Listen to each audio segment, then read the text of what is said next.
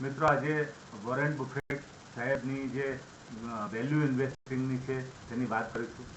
તો value ઇન્વેસ્ટિંગની theory એમ બતાવે છે કે કોઈ ક્વોલિટી કંપની હોય, ક્વોલિટી કંપની પર કોઈ પણ કારણસર, ફોર એક્ઝામ્પલ ગવર્મેન્ટના રિસ્ટ્રિક્શનના કારણથી આગ લાગી હોય, સ્ટ્રાઇક પડી હોય, બીજા કોઈ પણ કારણસર જો એ ખોટમાં આવી ગઈ હોય અને પછી જ્યારે નફો કરતી થાય એટલે ટર્નરાઉન્ડ કેસ બને કે જેમાં ખોટમાંથી નફો કરતી થાય, તે એક વેલ્યુ ઇન્વેસ્ટમેન્ટ બનતું હોય છે. કારણ કે કંપની પાસે બ્રાન્ડ છે, કંપની પાસે સારા સ્ટાફ છે, મેનેજરિયલ સ્ટાફથી માંડીને વર્કિંગ સ્ટાફ પણ છે, છતાં પણ ગવર્મેન્ટની પોલિસીના કારણથી એને નુકસાન થઈ શકતું હોય, સ્ટ્રાઇક પડી હોય અથવા કોઈ પણ પૂર આગની પરિસ્થિતિના કારણથી આ કંપની નુકસાનમાં આવી ગઈ, તો મેનેજમેન્ટ એમાં સ્ટેપ લે છે અને તેને નફાકારક બનવા પ્રયત્ન કરતું હોય છે.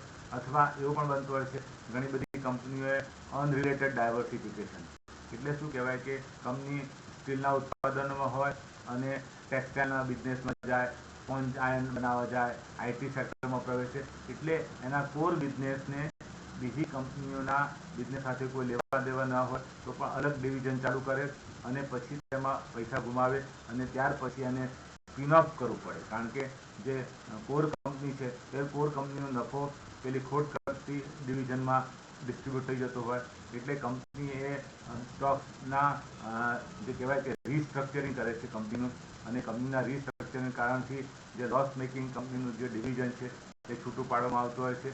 એટલે આ બધી વસ્તુ એવી છે કે તમારે સતત અભ્યાસ કરવો પડે અને કંપનીઓના એનાલિસિસમાં ખબર પડે કે એના 2 કે 3 ડિવિઝન હોય, એક ડિવિઝન કેટલો નફો લાવે છે અને એમાં ખરેખર એ કંપની અંદર એ બિઝનેસમાં બની રહે તો કેટલો બને છે પ્રફો, અથવા નીકળી જાય તો કેટલો નફો થતો હોય. આમ રીસ્ટ્રક્ચરિંગ ઓફ બિઝનેસ ખૂબ જ અગત્યનું છે.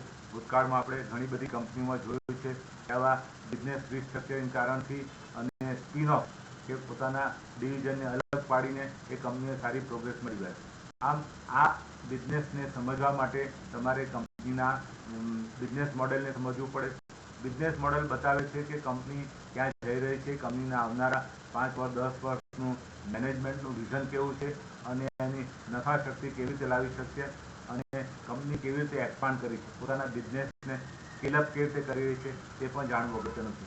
કારણ કે હવે ગ્લોબલ ઇકોનોમીમાં ગયા પછી આપણા માટે આખું વિશ્વ એક મોટું બજાર બની ગયું છે. અત્યાર સુધી એમ માનવામાં આવતું હતું કે આપણે માત્ર ઇન્ડિયા પૂરતું જ રિસ્ટ્રિક્ટેડ રહીએ છીએ.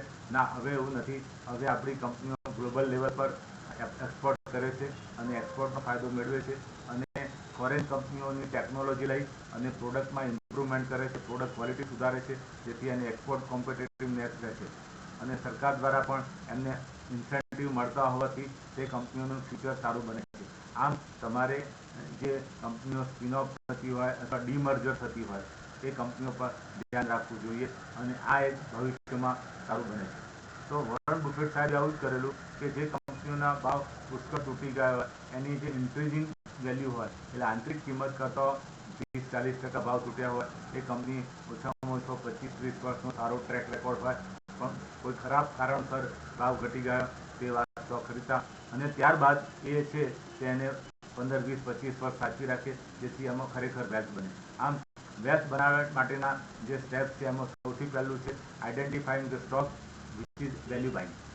આમ આ ઓપોર્ચ્યુનિટી ઝડપથી જોઈએ. Thank you.